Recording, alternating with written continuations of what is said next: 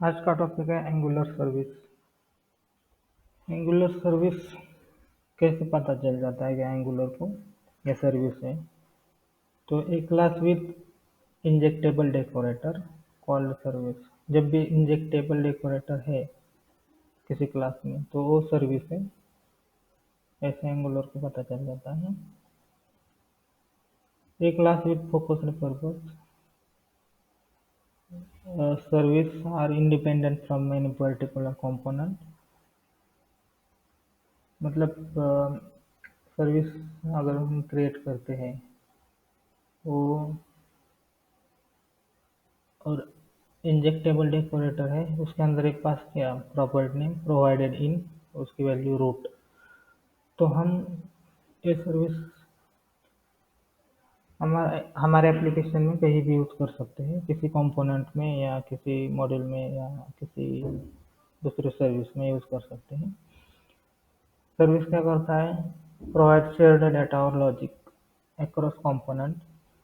और जो भी एक्सटर्नल इंटरेक्शंस है वो इनकैप्सुलेट रहता है, मतलब हिडन रहता है।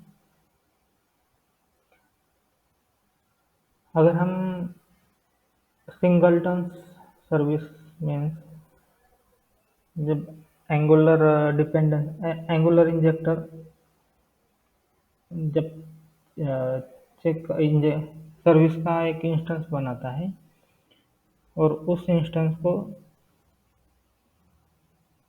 शेयर कर देता है सभी कंपोनेंट में, जहाँ पे डिपेंडेंसी है वहाँ पे शेयर कर देता है एक ही इंस्टेंस। तो उसको ये बोलते हैं सिंगलटन सर्विस। मतलब एक ही इंस्टेंस होगा, जहाँ पे डिपेंडेंसी वहाँ पे वो इंस्टेंस शेयर किया जाता है। अगर हम एंगुलर में एक कंपोनेंट है और उसके अंदर यहाँ पे प्रोवाइडर है प्रोवाइडर्स, यहाँ पे हम एरे में सर्विस का नेम लिख सकते हैं जो भी है वो। फॉर एग्जांपल स्टूडेंट सर्विस है, इसके अंदर स्टूडेंट सर्विस लिखा।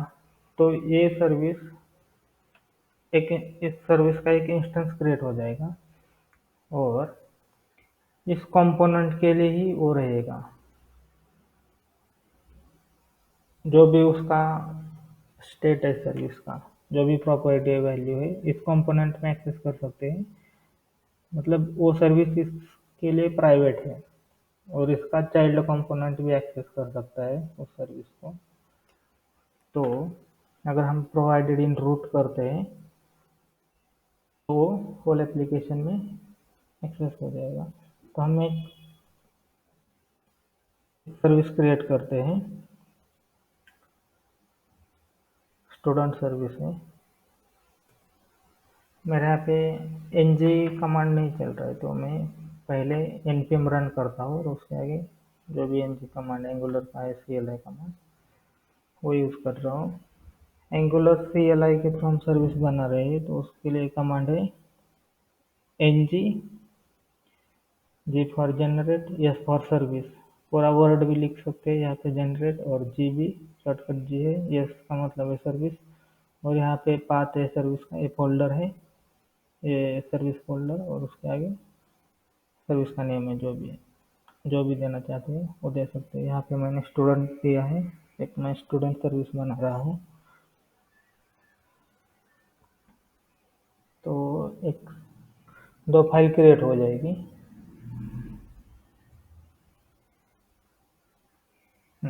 ये दो फाइल क्रिएट हो गई है, एक टेस्टिंग की फाइल है और ये सर्विस फाइल है, टाइपस्क्रिप्ट फाइल। इसको क्लोज कर देता हूँ मैं, ये सर्विस ओपन कर देता हूँ। यहाँ पे सर्विस है ओपन।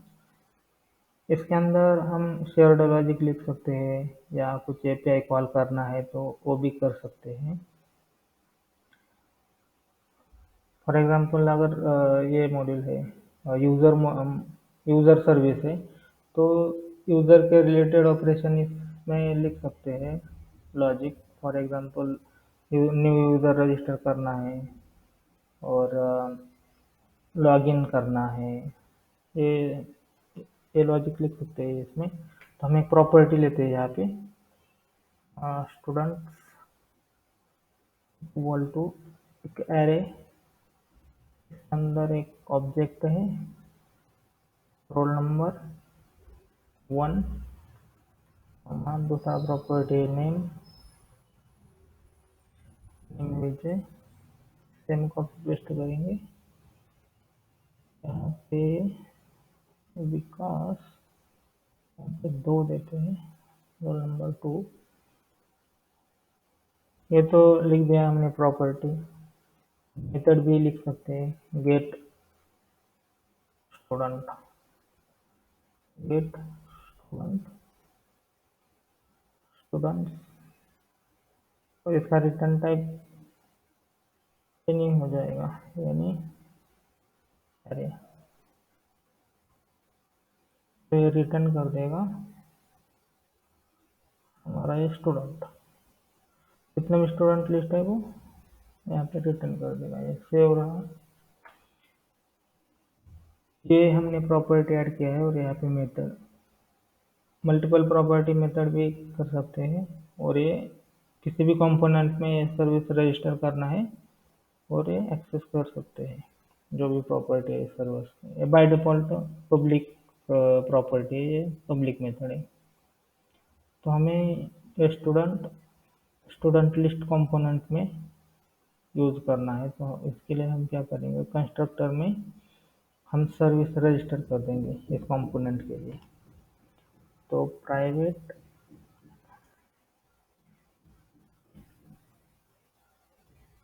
एस कैपिटल कर देता हूँ, स्टूडेंट सर्विस, ये यहाँ पे आ गया। तो यहाँ पे क्लिक कर देता हूँ। पहले हमें इंपोर्ट करना है, यहाँ पे मैंने इंपोर्ट किया है।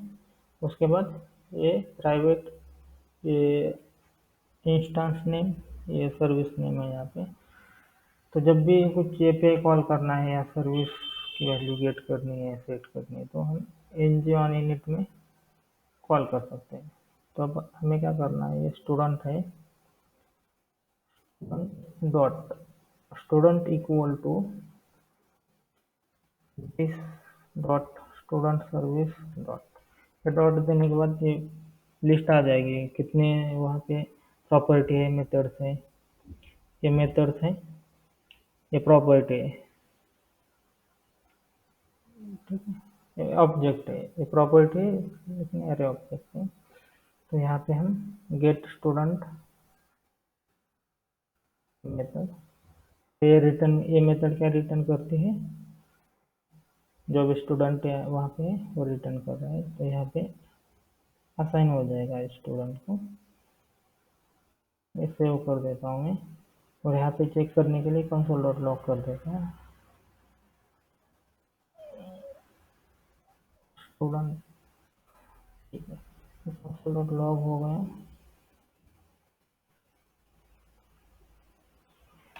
ये कंपाइल होगा, यहाँ देख लो, यहाँ पे 2 रिकॉर्ड आ गए, जो भी हमने सर्विस में ऐड किए थे वो इस कंपोनेंट में आ गए, स्टूडेंट लिस्ट कंपोनेंट में। अब हमें इसको यहाँ पे शो करना है टेबल में। एक सिंपल टेबल बनाते हैं, बना लिया है मैंने ऑलरेडी। ये सिंपल टेबल है, यहाँ पे ये रो रिपीट करनी है हमें। तो यहाँ पे ng फॉर लिया है, स्ट्रक्चरल डायरेक्टिव है ये, लेट यस ऑफ स्टूडेंट, ये स्टूडेंट, ये स्टूडेंट है एरे, और यस लिया है, इसमें एक रो आ जाएगा, ये ऑब्जेक्ट आ जाएगा, उसके अंदर होगा रोल नंबर, नेम हो जाए। तो यहाँ पे लिया है, सेव कर देता हूँ इसको। और ये चेक करते हैं, ये यहाँ पे टेबल क्रिएट हो गया। तो ऐसे एक्सेस कर सकते हैं सर्विस हम, जहाँ पे रजिस्टर करते हैं। एंगुलर इंजेक्टर यहाँ पे चेक करता है इस कंपोनेंट में इस सर्विस की डिपेंडेंसी है, तो एंगुलर इंजेक्टर इस सर्विस का एक इंस्टेंस बना देता है और ये इंस्टेंस इस कंपोनेंट को शेयर कर देता है। अगर दूसरे कंपोनेंट में भी सेम सर्विस है, डिपेंडेंसी है, तो जो पहले क्रिएट किया है इंस्टेंस, वो उस कंपोनेंट में शेयर कर देता है। तो ये सिंगलटन सर्विस है, उसका इंस्टेंस शेयर किया जाता है जितने भी डिपेंडेंसी आती है वहाँ। तो ये हो गया एंगुलर सर्विस।